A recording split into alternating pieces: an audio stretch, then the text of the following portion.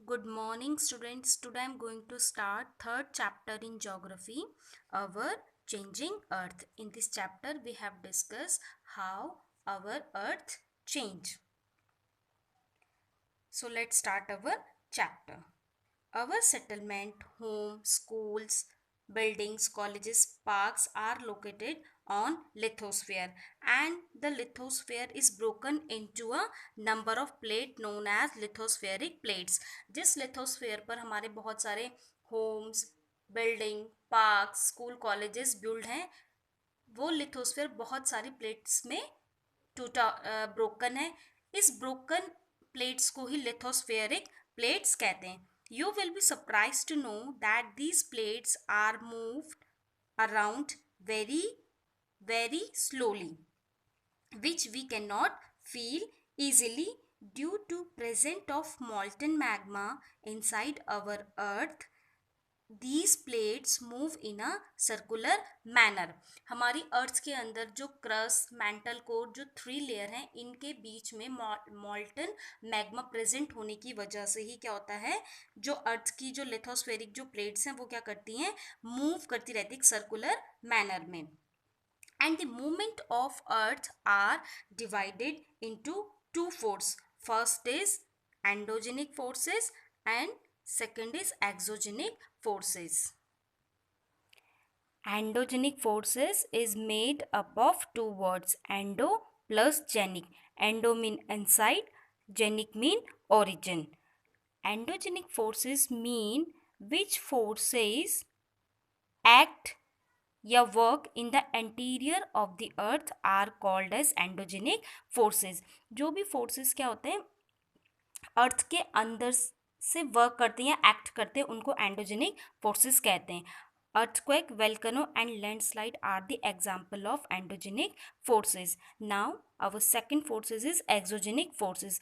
Exogenic forces made up of two words, exo plus genic.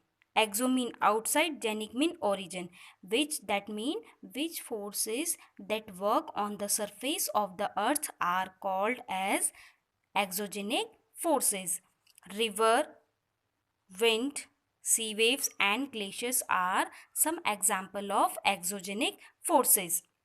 Now come again our first forces. Endogenic forces are sudden forces. जो endogenic forces होते हैं वो sudden forces होते हैं. For example earthquake and volcano, और जो कि अर्थ के अंदर इंटीरियर पार्ट पे वर्क करते हैं.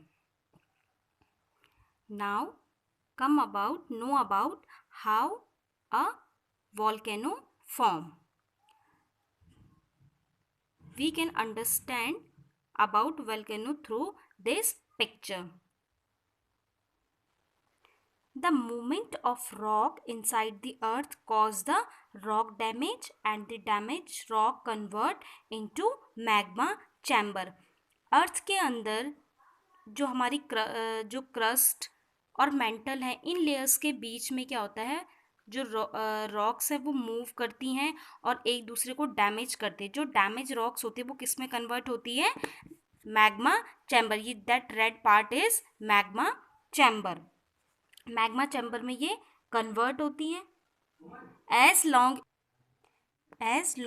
As the magma is inside the earth then it is called magma chamber. As soon as the magma chamber arrives through the crater on the surface of earth known as lava. अब जब तक ये जो magma chamber है ये inside अर्थ होता है, तब तक इसको मैग्मा चैम्बर के नेम से नोन होता है ये. लेकिन जैसे हीट और प्रेशर की वजह से क्या होता है, ये जो मैग्मा चैम्बर है ये क्रेटर के थ्रू क्या करता है, अर्थ के सरफेस पे बाहर फ्लो होने लगता है. अब जैसे ये अर्थ के सरफेस पे बाहर आता है तो ये लावा के नेम से जाना जाता है. When lava flows on the surface of earth it destroy forest and also living animals on forest. अब जैसे ये जो लावा है ये जैसे अर्थ के सरफेस पे फ्लो आउट होने लगता है तो ये बहुत सारी चीज़ें को डिस्ट्रक्ट करता है, जैसे कि फॉरेस्ट हो गया या फॉरेस्ट में रहने वाले जितने भी एनिमल्स हैं या किसी ऐसे रेजिडेंशियल एरिया के आसपास से अगर लावा फ्लो होता है तो वो वहाँ पे बहुत सारी चीज़ों को डिस्ट्रक्ट करता है. But we are very luckily in India there are no active volcano. Now second example of endogenic forces is earthquake. Similarly, when the lithosphere plates move, the surface of the earth vibrates. अब जैसे lithospheric plates move करती हैं तो अर्थ पे क्या आता है, vibrate आता है. The vibration can travel all around the earth. These vibration are called earthquake. अब वो वाइब्रेशन क्या होता है, अर्थ के चारों ओर क्या करता है, ट्रैवल करता है, और इन्हीं वाइब्रेशंस को क्या कहते हैं, अर्थक्वेक कहते हैं.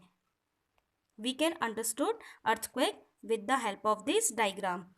This point is focus. यहाँ से क्या होता है, अर्थक्वेक आना स्टार्ट होता है. इस पॉइंट पे क्या होता है, जो प्लेट्स हैं, लिथोस्फेरिक प्लेट्स हैं, वो मूव करते हैं, उनमें वाइब्रेशन आना स्टार्ट होता है. अब फोकस के जस्ट अबव एक पॉइंट है एपिसेंटर.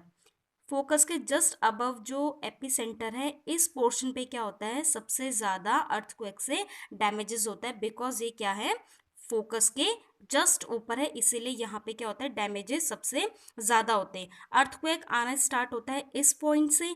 इस पॉइंट से जैसे ही अर्थक्वेक आना स्टार्ट होता है तो ये क्या करता है, चारों ओर जो ये आपको दिख रहे हैं वाइट वाइट, ये क्या है, वाइब्रेशन है. ये क्या करता है, अर्थ के चारों ओर क्या करता है, इफेक्ट डालता है. But this area and this area are low affected more than epicentre. ये जो एरिया है ये एपिसेंटर की अकॉर्डिंग कम इफेक्टेड होते हैं, जबकि एपिसेंटर वाला जो एरिया है वो क्या होता है, अर्थक्वेक की वजह से ज़्यादा डिस्ट्रक्ट होता है. Now here our topic ends, and in next classes we will discuss about exogenic forces. Thank you and have a good day.